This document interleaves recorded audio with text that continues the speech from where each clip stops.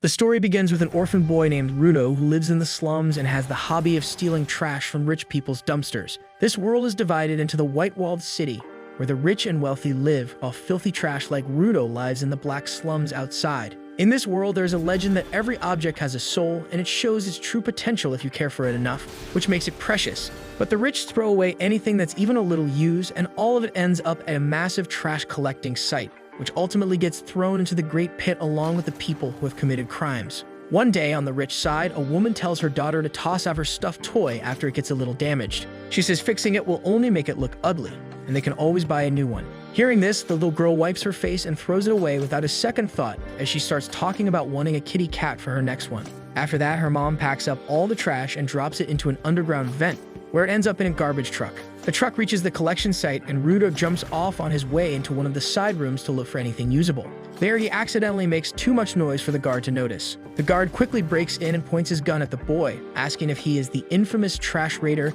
and then smashes that alarm button to call for backup. Rudo grabs whatever junk is closest and flings it at the guards. A few rotten eggs splatter across their spotless uniforms, and that alone is enough to leave them frozen in place, too disgusted to react. While they stand there in shock, Rudo climbs back up the vent without even looking back. He reaches the surface near the exit, but his luck turns as the gate slams shut right in front of him. Before he can come up with a backup plan, more guards rush in and open fire. Rudo dodges through the chaos and sprints toward the wall. A bullet grazes his arm, but he still manages to vault over and disappear into the shadows. From behind, the guards shout that they can't let a kid get away, but by then, Rudo has already crawled through a sewer tunnel. Bruised and annoyed, he mutters to himself how ridiculous it is that the rich protect their garbage like it's some kind of national treasure. The next day, news about the trash raider spreads like wildfire. The elites find it hard to believe someone would actually go through the trouble of stealing garbage. When they spot Rudo's adoptive father from the slums, they look at him with disgust and say that slum people should just stay on their own side. On the other side of the wall, the poor people already know who is behind all the commotion, and they pray that the annoying kid kicks the bucket before he ends up driving the guards to them. But Rudo doesn't care at all and keeps fixing the junk he collected. Just then, his friend Chua shows up and scolds him for going after trash again because she's worried that something bad might finally happen if the trash management catches him. Rudo tells her the rich keep throwing out perfectly good stuff, and he simply uses that to make a living by fixing and selling them to the people in the slums who might actually appreciate them. Right then, a group of bullies shows up to make fun of him and say they finally found the source of the awful stink in the area. They even tell Chua to stop hanging out with him before she ends up smelling like garbage too. One of them knocks over Rudo's stuff and says no one's ever going to buy any of it. They mock his hands too and say they're so nasty he needs dirty gloves just to hide them. Rudo stays quiet through all the bullying, but the second they call him the son of a crazy murderer, something inside him snaps. The bullies start bragging about how the slums were built to trap criminals like him and how they're trying to fix that by earning back some respect. But they say Rudo's father ruined everything they've worked for with his serial killer reputation. Rudo gives them a nasty look that makes them flinch, so they throw in one last insult about how he'll probably turn out just like his dad, then run off in a panic. After they're gone, Chua walks up and tries to calm him down. She says she still believes in him. Then her eyes land on the same stuffed toy from earlier, and she smiles, amazed at how good it looks now. Rudo says it's not for sale, but just as he's about to give it to her, Chua's mom shows up and yanks her away. She scolds her for hanging around with that weirdo again. Feeling crushed, Rudo goes home to see his foster father, Recto, who starts teasing him by copying the way he acted in jokes about how Rudo was trying to flirt by giving the toy to that cute girl. Rudo turns red from embarrassment because he didn't even realize he was being watched. The old man brings up Rudo's trash diving and says they're not so poor that he needs to go that far. He asks him to leave that kind of work to him until he's older, and reminds him how dangerous it was last night. Rector thinks Rudo might feel like he owes him something for taking him in, but Rudo says that's not it. He just wants to do his part as family. The conversation shifts to Chua, and Recto tells him to be a little more honest with her. Then he notices the cut on Rudo's arm and starts patching it up. While doing that, he asks Rudo to take off his gloves too. Once he does, his pitch black arms are exposed. Rudo blames them on his real father, the one who was sentenced to death and thrown into the pit. He says he's had to deal with everything alone, getting judged for how he looks, and that his hands hurt all the time. But ever since the day Recto gave him those gloves, things have felt a bit easier. After wrapping up the first aid, the old man gently pushes him again to tell Chua how he really feels before someone else wins her over. Meanwhile, outside the house, a mysterious figure spends the night quietly watching them. The next day, after getting a quick lesson in how to smile from Recto, Rudo builds up his courage and heads off to find Chua. On the way, he catches sight of a man being thrown into the pit while people nearby shout cruel names at him. It makes him wonder what actually happens to the ones who get tossed down there. Just then, Chua greets him with a cheerful good morning. He quickly hides the stuffed toy behind his back, and she quietly mentions how sad it is that everyone's forced to watch the executions, even if they don't want to. She tells him she doesn't want to see him end up like that someday and says if he keeps risking his life, that awful future might actually happen. Rudo shrugs and says Recto always nags him about the same thing, but Chua just smiles and tells him that it probably means the old man cares about him as much as she does. The words slip out before she can catch them, and once they do, the two go quiet. Rudo's face turns red, but he holds out the stuffed toy and nervously says he hopes she'll like it even if it came from the dumpsters. Chua looks at it with sparkling eyes and says she'll treasure it forever. Blushing like crazy, Rudo spins around and races back, eager to show Recto and tell him everything.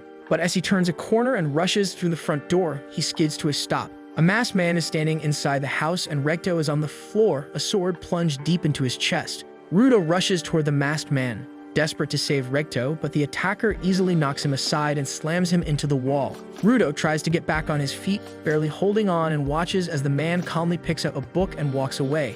Recto tries to speak. When Rudo promises to help him survive, the old man uses his final breath to shout at him, telling him to run away and change this garbage world. Just as Recto goes still, the guards arrive. They take one look at Rudo, covered in blood, and assume the worst. Recto, the only person who ever treated him like family, is gone. Rudo tries to speak up to tell them what really happened, but one of the guards punches him in the face and knocks him out before he can say a word. Later, the slums are filled with whispers. A crowd gathers around the house. Some curse his name, calling him a monster. Even Chua is shaken and confused and wonders if he could really be guilty. Rudo is brought to the execution site. Tied up high above the ground, he listens in silence as a priest gives a slow, formal speech. The man says that a murderer has no place in their land and must be thrown into the pit. Below, the people begin chanting, treating him like nothing more than trash. Rudo can barely process what is happening. He scans the crowd, hoping someone might stand up for him. When he sees Chua, he gathers what strength he has left and cries out to her, begging her to believe him. He swears that Recto was murdered and begs her to find the real killer.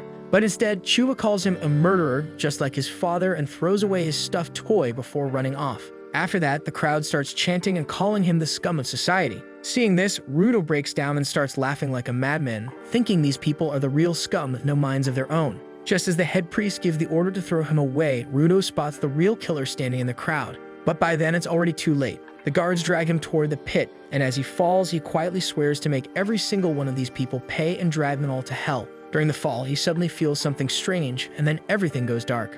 Later, when he finally wakes up, Rudo finds himself lying in a pile of garbage that smells worse than anything he's ever known. As he turns around, he sees a massive trash monster made from all the junk people threw down. Seeing that, he starts panicking and thinks that this must be what hell looks like. At that moment, Rudo remembers how, ever since he was a kid, he always found it strange that the rich kept talking about crime and filth, but never stopped to wonder what happens to the trash once it's thrown into the pit. That thought makes his blood boil. He gets angry thinking about all the fools who call him a monster, even though they have never seen the real monsters themselves. Back in the pit, the giant trash beast chasing him suddenly stops and lets out a loud roar. That sound echoes through the area and draws more monsters toward him. Soon, they start to surround him from all sides. As they close in, he wonders what these things even are, because trash should not be crawling around like wild animals. He barely manages to jump out of the way and keeps running, but ends up tripping and landing face first right beside a rotten skull. His whole body hurts, and the situation feels hopeless. Fueled by frustration, he curses the people who threw him down here. Just then, the pile beneath him gives out and he falls again. When he hits the bottom, his body is covered in scrapes and bruises, and the air is so filthy that every breath feels like it is cutting up his lungs. He tries to cover his nose and looks around for even a small place to rest, but it finally hits him that there is no safe place here, and the only thing still alive in this world is the garbage itself. Rudo coughs up so much blood that even the trash monster seems to hesitate, slowly creeping closer to put him out of his misery. In that moment, Rudo thinks this is the end he deserves. But just as he's about to pass out, he sees Recto's final moments flashing in his mind. That memory jolts something awake inside him. Suddenly, he sees glowing objects scattered all around. Without thinking, he reaches for the closest one, which turns out to be a crowbar. As he grips the handle tight, he looks up toward the sphere where he once lived and starts making a revenge list in his head. Every person who ever treated him like garbage makes the list, but at the very top is the man who murdered Recto and walked away without a care in the world. With a burst of strength, he swings the crowbar and smashes it into the trash monster. He swears to himself that he's going to stay alive, no matter what it takes, just so he can beat the guts out of that criminal. Not far from him, a man sitting on a throne made of garbage watches the scene unfold. He leans forward, impressed to see a newcomer charging and while covered in blood from head to toe. Rudo shouts that the monster stinks worse than Recto's farts and lands a solid hit, but the beast strikes back hard. It slams him into a nearby tower and nearly crushes him under the rubble. Before the dust can settle, Rudo grabs a bigger metal rod and throws it like a boomerang straight at the monster's face. Just then, one of the monsters jumps out from below and lands a hit, leaving Rudo in such bad shape that he can't stop coughing up blood. As the creatures move in to finish the job, something inside him surges again. Right before they pounce, he locks onto them and fights back. He cuts off their arms and grabs a steel plate and slices one of them clean in half. The monster explodes behind him as he walks out the other side. With the danger gone, Rudo falls to his knees, completely drained and once again feeling hopeless. But his bad luck isn't over yet. A bigger, nastier monster spawns behind him and lets out a roar that summons even more backup. Rudo takes off across the hills of trash, but the monster slams the ground and sends out a shockwave that launches him through the air like a rag doll. When he opens his eyes, he sees a strange man holding an umbrella over him. Confused, Rudo stares as the masked man calmly lifts him up by the hood and tosses him aside, which makes him cough up even more blood. Without saying a word, the man straps a breathing mask over Rudo's face to help him recover, then steps forward to shield him like a hero. Still trying to make sense of what's happening, Rudo throws out a bunch of questions. The man simply holds up a hand to signal him to hutch, which only makes Rudo more irritated. The guy politely tells him to stay quiet again. Rudo gets louder and demands to know what kind of nightmare they're in, but the man says they're not underground and seriously asks him to calm down.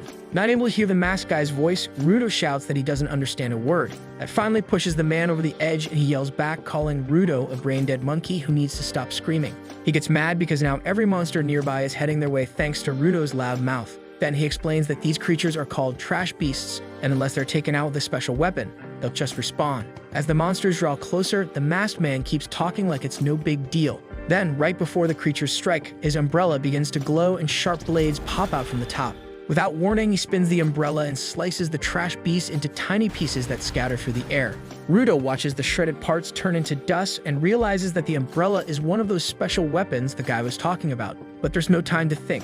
More monsters show up and the masked man charges in without hesitation. The first monster explodes the second he touches it, and after that, he jumps from one to another at a speed so fast that Rudo can't even keep track. Watching him land smoothly and float down with the umbrella like a parachute, Rudo feels a mix of awe and envy as he thinks that this is exactly the kind of power he needs if he's ever going to get revenge for Recto. Just then, one of the trash monsters builds up a dark sludge attack in its mouth and fires it at them. But the masked man blocks it with his umbrella just in time, and the sludge explodes on impact. Without missing a beat, he leaps onto the monster's head and uses a special move called Octa Shredder, which drills through the monster's skull like a jackhammer until it completely breaks apart. After the fight, he walks over to check on Rudo and looks a little surprised that the noisy kid is still alive. When Rudo weakly asks who he is, the man removes his mask and says his name is Engine from the Cleaners. But the moment he catches a whiff of Rudo, who smells like an old man's diaper, he quickly puts the mask back on, and by then Rudo finally passes out. In his dreams, Rudo finds himself remembering a time when he came home covered in mud after getting bullied again. He had told Recto that it happened because he spoke about objects having feelings. Recto, rather than getting upset, smiled and said he was proud that Rudo didn't fight back. But Rudo still looked at him and said he believed that things people take care of do come alive, just like Recto once told him. Hearing that, Recto scratched his head and admitted the story wasn't meant to be taken literally, explaining that it was just an old legend to help kids understand the importance of looking after their belongings. But Rudo didn't seem to mind and looked around their cluttered little home before asking if all the things around them had a soul too, and that made Recto chuckle as he looked at the curious boy in front of him. Back in the present, Rudo wakes up and finds himself tied up in chains. He immediately starts cursing Engine for tricking him, but Engine calmly replies that it's a pretty rude way to talk to someone who just saved his life. He explains that the only reason he tied him up was because there was no other way to carry in while he was passed out. Hearing that, Rudo tells him to untie him now that he's awake because he has more important things to do. He says he needs to find the scumbag who murdered Recto and get revenge. Engine pauses for a moment before giving him a bit of a reality check, saying that going back isn't possible right now. He explains that the world Rudo came from is called the Sphere, and it floats far up in the sky, constantly moving, which makes reaching it impossible for now. Rudo catches on to what he said and points out that the word now means it might still be possible someday. He gets fired up and starts yelling at Engine to tell him everything about the Sphere, the monsters, and the strange power he used. He says he's not going to stay quiet until he gets all the answers he needs to make Recto's killer pay. Tired of hearing him yell non-stop, Engine finally loses patience and tosses his mask aside, telling Rudo it's time for him to learn what the pit is really like. Without explaining anything, he grabs Rudo and drags him like a dog across the wasteland until they reach a deserted area. There he throws him out into the open and tells him to enjoy the stay. Rudo starts yelling that he hasn't even been told what the lesson is supposed to be, but he quickly goes quiet when he notices a group of masked people staring straight at him. One of them, a guy in a red shirt, starts going wild the moment he sees a kid. He drools a little and wonders out loud if this is his lucky day. Taking a good look at Rudo's clothes, he guesses the kid might be from the sphere, although the others are skeptical. Red Shirt asks where he came from, and when Rudo says he fell from above, the whole group throws off their masks and rushes over to him, practically bursting with excitement. At first, they think he's lying because a real spherate shouldn't understand their language, but Red Shirt leans in and touches Rudo's face just to be sure, which creeps him out badly. Then, out of nowhere, Red Shirt apologizes and offers to unchain him because he feels bad for what Rudo must have gone through. For a moment, Rudo starts to believe he might have actually found some decent people, unlike Engine. That changes real fast when Rudo finds himself scammed and tied up in the back of a truck. The masked gang watches him struggle with big smiles because spherats like him are worth millions, and they can't afford to let him go. Then Red Shirt makes a creepy face and explains why people are willing to pay so much. It all hates spherats for dumping endless trash that poisons the air and makes life harder down here. Just breathing hurts, and monsters that don't die destroy homes and crush families. So when someone from the sphere shows up, the only thing people want is to make him suffer for as long as possible. After saying that, Red Shirt gets excited to torture Rudo, but for now, he needs to keep him alive. So he stuffs rotten food into his mouth just to see him suffer, thinking it must be pure agony for a spoiled kid from above. But to his horror, Rudo skins the flesh off his fingers with his teeth, eats the disgusting food like it's nothing, and glares back. Tired of being mocked and given dumb nicknames, Rudo gets so angry that his gloves activate. He breaks the chains and says he's done taking trash from anyone. Watching from a distance, Engine confirms what he suspected. Rudo is a giver, one of the rare humans who can bring objects to life. The gang panics and tries to tie him up again, thinking the chains must be his weapon. But Rudo shuts them up when transforms a nearby tire, shocking everyone around him since givers aren't supposed to have more than one object. After he takes out the rest of the thugs, Rudo moves in to finish off Red Shirt for good, but Engine steps in and stops him just in time. That moment snaps Rudo back to his senses, and he suddenly remembers Recto's words about taking care of his gloves. Engine realizes he pushed the kid too far and apologizes, saying he only wanted to see if Rudo truly had the power. Now that he knows the truth, he promises to tell Rudo everything if he agrees to fight alongside the cleaners. Later, in a dry and broken wasteland, a guy sitting on a rooftop sighs when he gets a message from Engine. But Engine promises he's found a real natural talent who is lost in no man's land. While a bald doctor patches up Rudo, Engine tells the man that he's never seen powers like this before and says he'll introduce the recruits soon.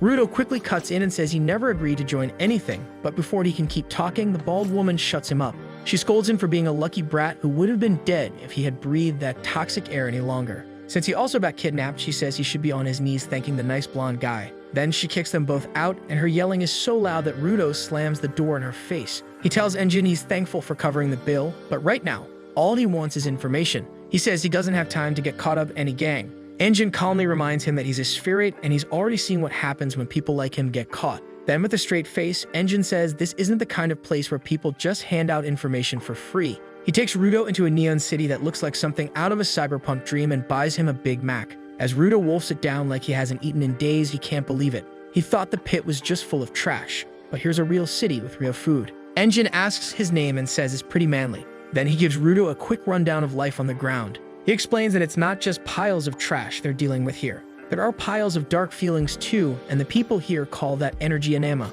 Engine explains that anema is a kind of energy, and when it builds up too much, it can cause serious problems like turning into trash beasts. These monsters usually live in the dumps and attack people on sight, but every now and then they sneak into cities too.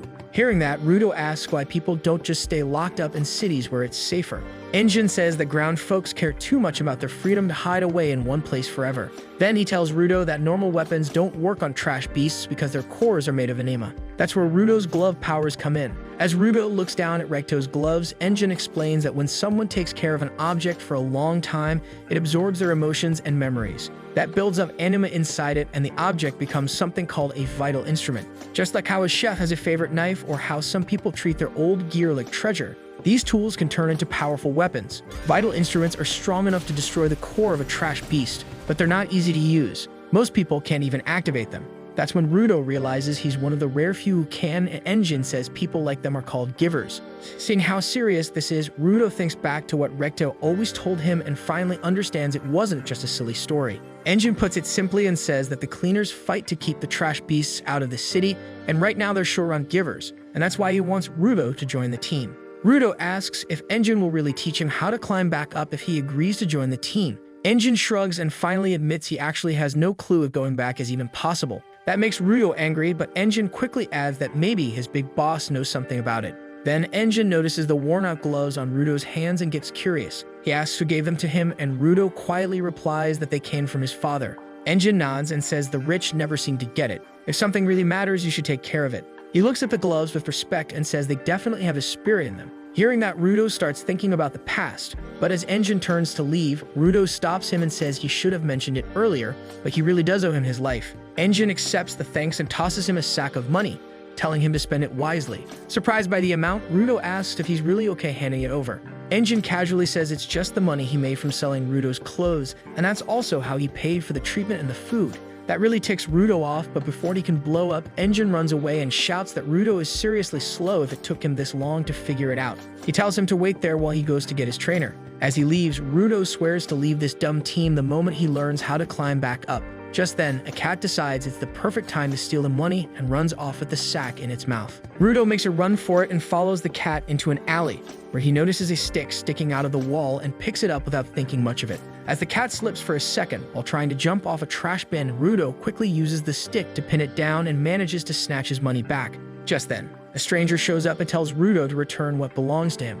Thinking he's talking about the money, Rudo calls him stupid and says it's his money, but the guy calmly replies that he meant the stick. Rudo laughs and says it's just a dumb stick, but the way he says it clearly gets on the guy's nerves. Without saying another word, the stranger shoves Rudo aside, snatches the stick back, and then starts sniffing it like a complete weirdo. That's when Rudo notices the emblem on his clothes. It's the same one Engine wore. That's when he realizes he might have picked a fight with the wrong person. Before he can say sorry, the guy powers up as a giver and slams the now glowing stick into the ground, his blue light flashing in front of Rudo as the man tells him to get ready for what's coming. The man calls the boy by his name and says that Engine already told him everything. Then he adds that he's part of the Akuta cleaners and has been assigned to train this newbie. He introduces himself as Zanka Nijuku and gives Rudo a quick reminder not to mess with things that belong to others. Rudo explains that he only used the stick to get his money back from a thieving cat, but Zanka doesn't look impressed. Instead, he tells Rudo to pass a message to his father, saying he didn't raise him right. That one really hits a nerve. Rudo's face tightens and it looks like he's about to snap.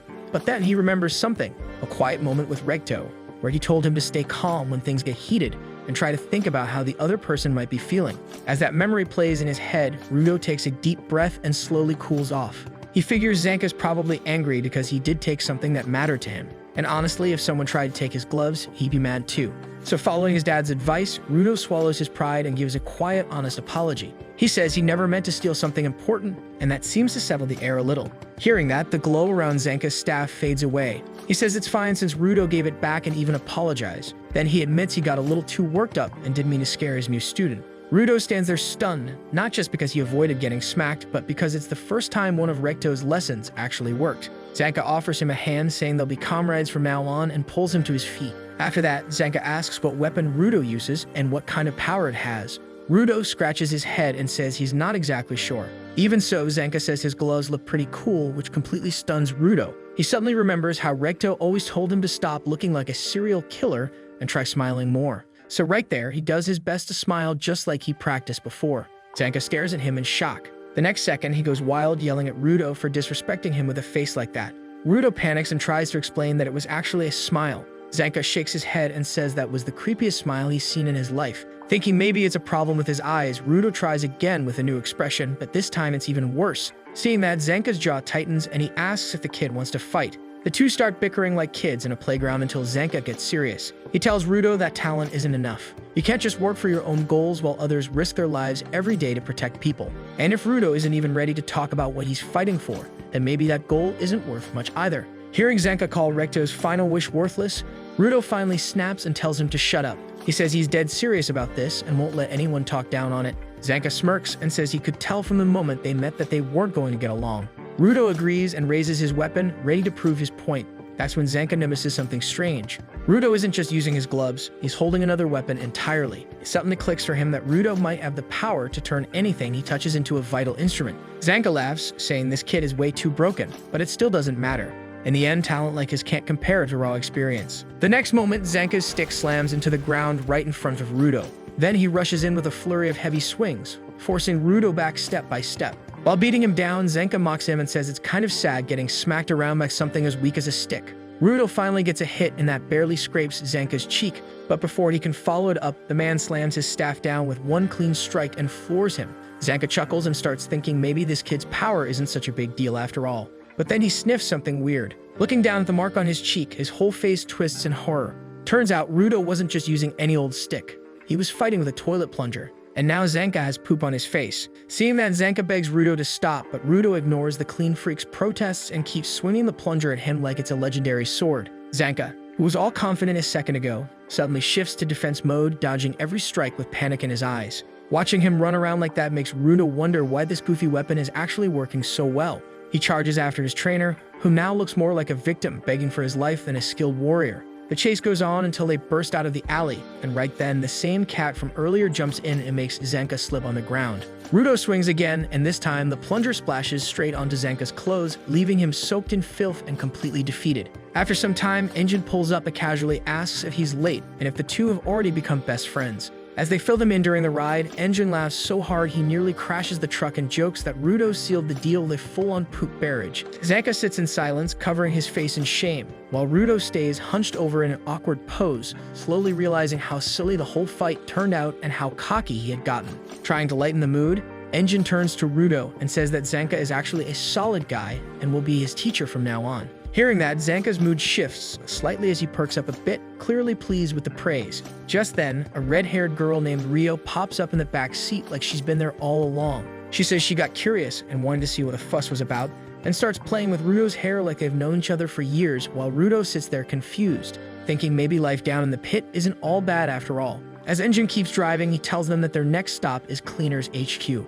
While Rio keeps playing with Rudo's hair, they arrive at a junkyard full of ruined buildings and mountains of wrecked cars outside a walled base. After Engine drives through the gate and parks inside, Rio dusts off her hands on the way out, looking satisfied, while Rudo just stands there looking stunned by the giant building that turns out to be the Cleaner's HQ. When they head inside, Rio waves him goodbye and Engine calls Rudo over to the front desk, where he introduces him to a woman named Semu. But during the introduction, Semu suddenly stabs her fork inches from his neck, not at him, but at the annoying flies buzzing nearby, leaving both him and Engine speechless. Then she warmly welcomes the new recruit and says that while she already heard about his talent and where he came from Engine, she still wants to check his potential herself. Engine explains that Semu's vital instrument is her special pair of glasses that let her see deep inside people to read their true abilities. Rudo is surprised that vital instruments like that even exist. When she activates her glasses and her eyes glow gold, she briefly enters Rudo's mind, but she gets instantly pushed out. Seeing that, Engine asks what she saw, and she explains that he is good at physical things and has a strong bond with his vital instrument. But the problem is that the connection is unstable, which means he still needs training to fully control it. When Semu glances to the side, Engine asks if something else is wrong, and she casually says he has some poo stuck on his neck, which makes Engine burst out laughing, that it's no wonder the flies kept buzzing around him, and he teases Rudo that he needs to stop playing in the dumps. After he thanks her, Engine takes him to meet the boss, but on the way out he notices that Semu's expression is still serious. As they walk, Engine explains that there are around 100 cleaners in total doing different jobs, but most of them are usually out handling work all over the pit. With that said, Engine offers to introduce Rudo to some of the others and opens the door to a nearby room, thinking it will be mostly empty, but when over a dozen cleaners are inside, giving them cold stares, he quickly shuts the door and says they can do that later. After that, they reach the boss's room, and just before Rudo can walk in like an idiot, Engine stops him, knowing full well Rudo is probably about to barge in and demand to know how to return to the sphere. He warns him that nothing comes free down here and that Rudo will need to earn information by doing work first. Then he reminds him that while he chose to reveal his own vital instrument, it is an unspoken rule not to ask others about theirs, especially not the boss who keeps his secret. Even so, the cleaners trust him anyway. After taking a deep sigh, Rudo finally walks into the room only to see it completely empty. Right then, Semu shows up and casually says she forgot to mention the boss is out.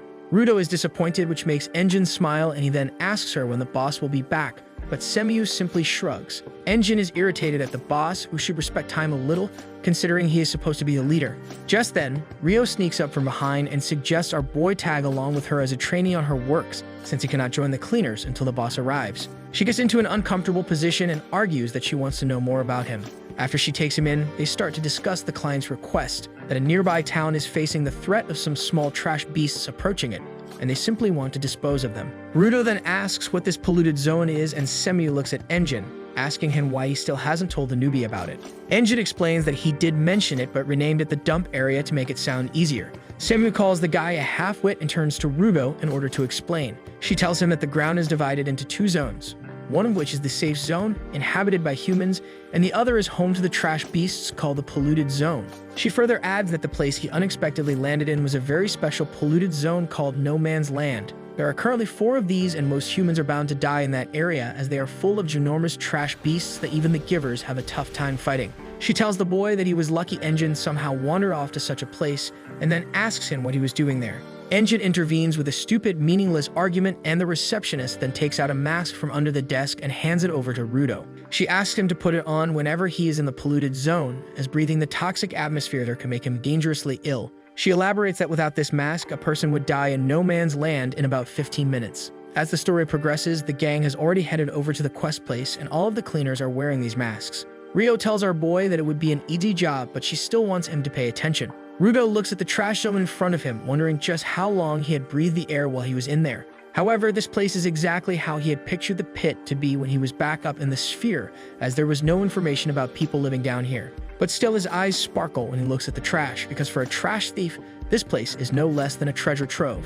Rudo asks Rio who the people alongside them are, and Rio explains that they are merely supporters, as they do not have powers like them. One of the supporters greets Rudo and extends his hand for a shake, and when Rudo does the same, he ends up getting his hand gripped tightly. Rio tells our boy that this supporter has a beyond human grip strength, which is powerful enough to even smash a trash beast's outer shell. Rudo worries that he might not even be able to keep up with these people, but he still decides to pay close attention so he can watch and learn. Just then, the supporters give them a heads up, and the trash beasts start popping out in front of them.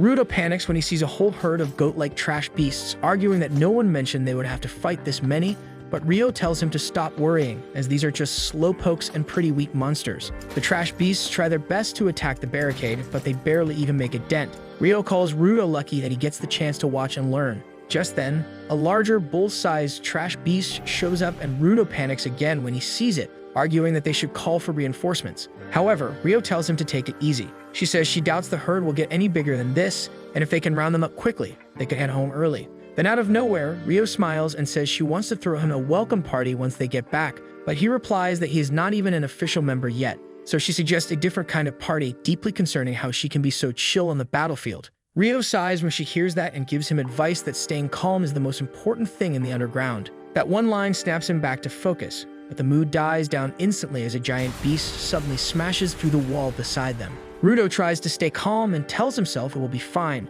but when he looks at Rio, she is stoked by the cool monster because even though it is not ideal for training, strong enemies get her heart pounding. Seeing how pumped she is to fight the behemoth, Rudo keeps repeating like a broken record that all is okay. After that, he notices the scissors in Rio's hands start to glow. As a whole horde of beasts charge her way, she tosses the scissors into the air, and they transform into a massive pair mid-air. Rio lands right in the middle of the enemies and cuts through the trash bowls all around using just her feet, leaving Rudo stunned. The supporter explains that Rio is called the Ripper, and she is one of the rare cleaners who use their vital instrument with their feet.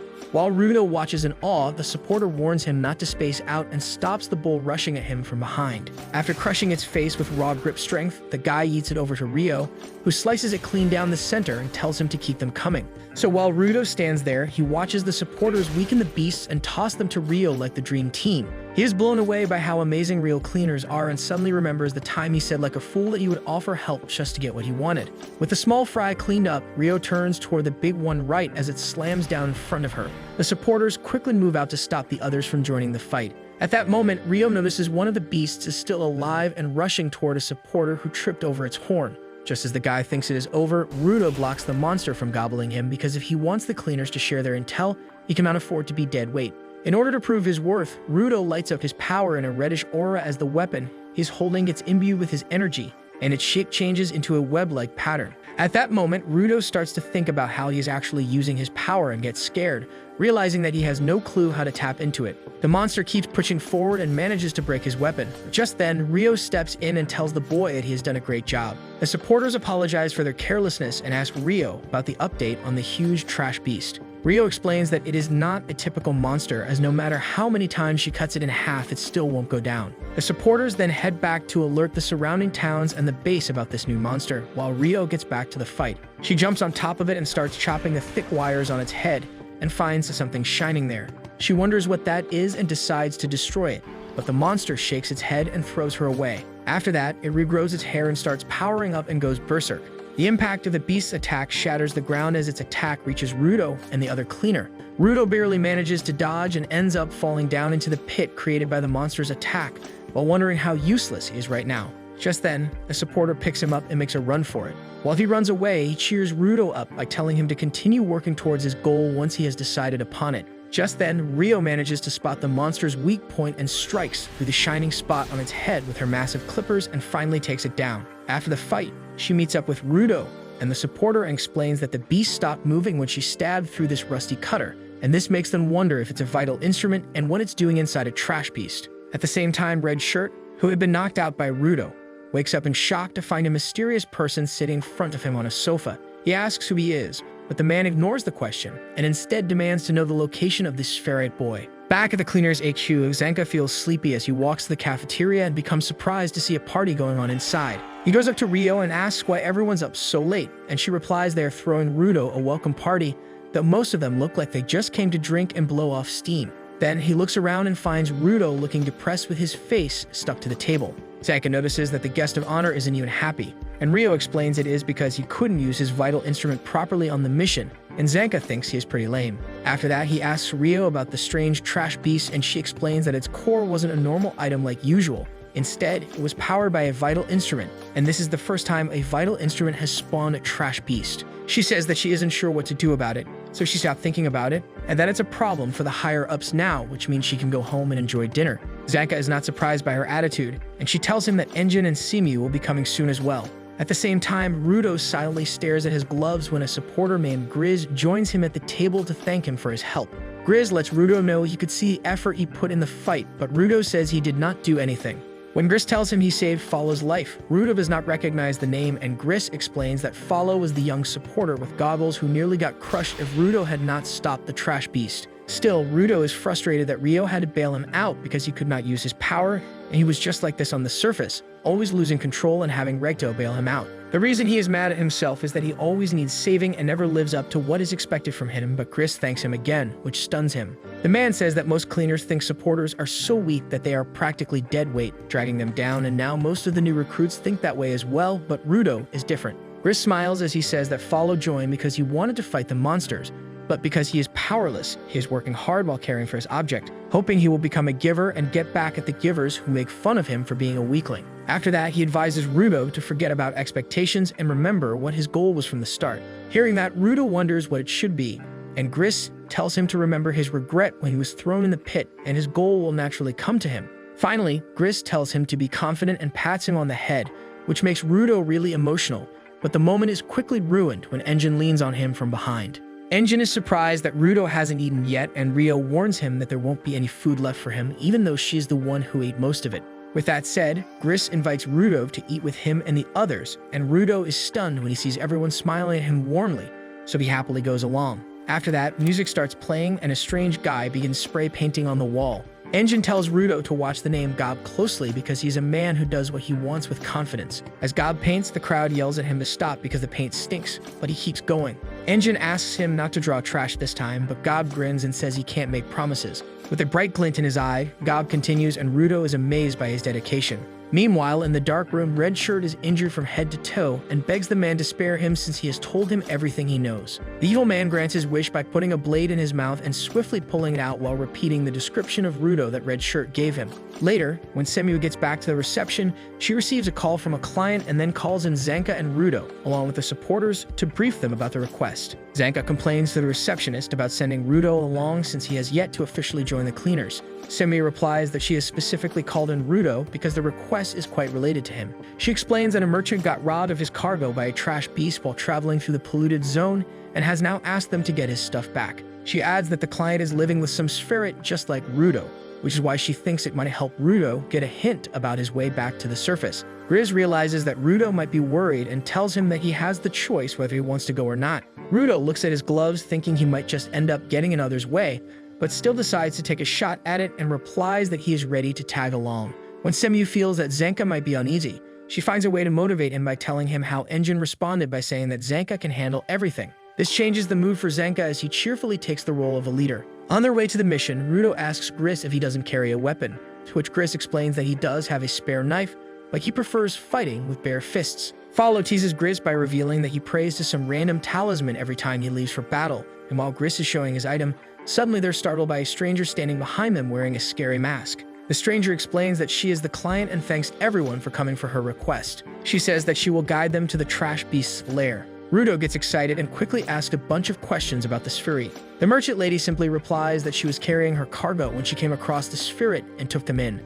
But since they were unconscious, even she's worried about them. Rudo makes a serious face and asks if she plans on selling the Spherit. The merchant lady denies doing any such thing and makes it clear that she only has interest in Spherites. While the group follows the merchant, Zanka feels everything is suspicious since the trash beasts usually attack humans on sight and wonders why one would go as far as kidnapping a human instead of obliterating him. Just after a few steps, the merchant points at a building telling everyone that this is where she came across the trash beast. Zanka asks everyone to gear up since the trash beast could be hiding anywhere. Just as they hesitantly enter the building, they see someone at the opposite end, but before they can react, the merchant lady starts pushing them in that direction. By the time everyone realizes that the person at the opposite end is just a doll, it is already too late and the floor collapses, making everyone fall down while the merchant lady jumps back.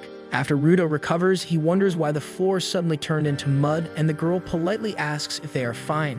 Gris angrily asks her where the Spherit she mentioned is, and she grins as she points at the Spherit in front of them and melts into mud. Then two shady figures walk toward them with purple lamps, and Zanka realizes it was all a trap by the raiders to catch the Spherit they are after, who is Rudo. Rudo gets confused about what raiders are, and Gris explains they were just petty bandits in the past. But their tactics changed over the last few years after they began doing secret experiments, and the worst part is that they are all strong givers. Then he orders 3 of his men to find an escape route while he and Follow support Rudo. After that, he tells Zanka the strong ones are all his, making Rudo worried for a moment, but when Follow yells at him, he decides to run away with the others. As they run, Rudo says he can take them on, but Gris tells him raiders are no average kidnappers, and he has no idea what the raiders are capable of, which makes Rudo frustrated. At the same time, Zanka says he already knew it would not take long for the raiders to figure out there is a Spherit among the cleaners. He's surprised they found him so soon, but it makes sense since selling him could make them rich for a lifetime. However, the creepy lady reveals she has no intention of selling him.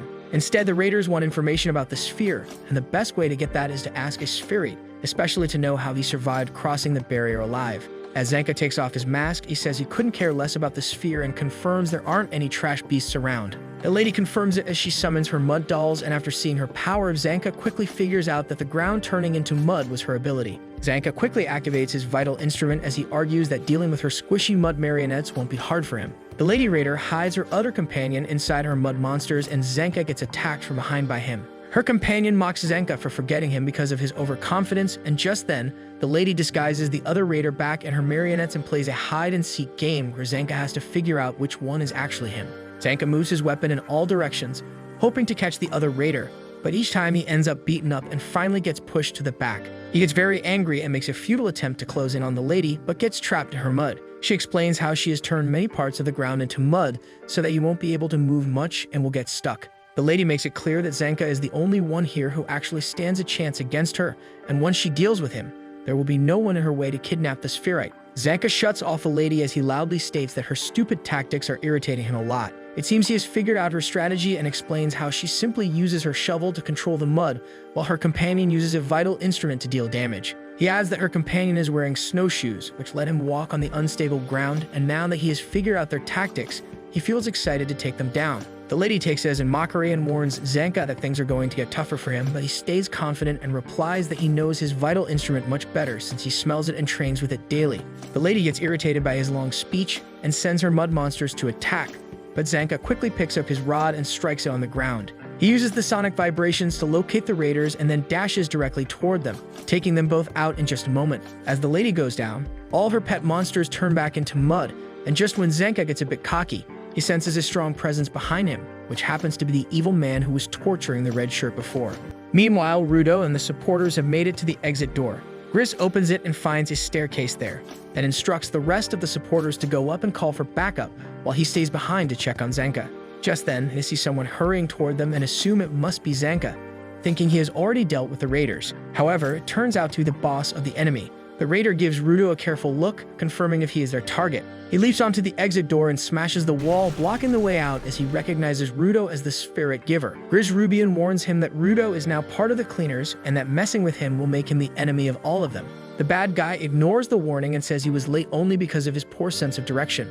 He claims that he never meant to give them this much time and then begins walking toward them. While Gris tries to ask him about Zanka's whereabouts, the raider brushes him off again and tells Rudo that there is somebody who wants to chat with him. The raider takes off Rudo's mask with force, telling him that there are no trash beasts here, and when Rudo asks about Zanka, the bad guy says that he went easy on him and only knocked him out, though the poison might be giving him a bad time. The raider then uses his vital instrument to transform the rings on his fingers into sharp claws as he warns Rudo to come along quietly. Both supporters jump on him to try and hold him down, but they fail and are slammed hard to the ground. As the boss prepares his claws again, Gris steps in front of Rudo, vowing to protect his team at all costs. The boss lowers his claws and mocks what he has heard about these so-called weak supporters the cleaners have, saying they are useless and cannot protect anything. Rudo tells Gris to fall back since he cannot fight the raider unarmed and insists he can handle him himself. The boss then asks Rudo to promise he will not get mad and reveals that he has already murdered Gris with an attack no one could even see. The raider stabs his claws through Gris and declares that weaklings like him are completely worthless. Gris's lucky charm falls as he dies and Rudo quickly reaches out to catch it. Rudo's memory flashes back to the time when Recto came home and found him banging his head against the wall like a lunatic, blood running all over his face. After laying the little boy down, Recto asks why he did it, and Rudo replies that Recto taught him never to hurt others. Seeing the boy harm himself instead gives Recto a headache, but he sits down and asks what made him do this, even after the pain in his hands had started to fade and he was avoiding people. Rudo says there is nothing in particular, but the only thing he carries is a burning hate inside, and even if someone asks him why, he cannot put it into words. Hearing that, Recto understands the boy thinks his parents abandoned him and now believes he is worthless because of it, and a child like him cannot handle such heavy emotions. Then Rudo asks what worthless really means, but Recto decides to patch him up and take him outside, since one of the reasons behind Rudo's sadness is not having anything fun to do. He should discover everything out there until he finds something he can truly enjoy. Recto hypes him up, saying there will be a day when his empty room is filled with things he loves, but makes him promise to warn him in advance if he ever wants to bring a girl back home. After that, they head to the backwater village's library to read books, and then he tries teaching Rudo soccer, but the innocent boy feels bad for the ball and starts patting it. Next, they try cooking, and Rudo shows he is very good at cutting vegetables, so good that he even cuts through the board. Thinking about the epic fail, Recto is glad the little boy at least showed some energy, and they have lots of time to find what he enjoys. Just then, Rudo sees a villager throwing away trash and asks Recto what he is doing. He finds the discarded items so fascinating that he barges through the door and dives into the dumpster. By the time Recto catches up, he sees the boy bawling his eyes out while holding tightly to the object, leaving Recto confused about what kind of emotion he is even feeling. Rudo cries that it is horrible that the object with a long life ahead was thrown away simply because it is slightly broken. He yells nonstop that he wants to fix it, and Recto realizes Rudo is not just projecting his feelings about himself, but he actually sees worth in things others already consider worthless. Back in the present, Rudo awakens the power inside Gris's lucky charm, and Gris, who is still holding onto life, finally understands why he could never activate it before. No one had ever truly understood its nature until now. Rudo's ability does not simply turn random objects into vital instruments. Instead, it brings out their true hidden worth.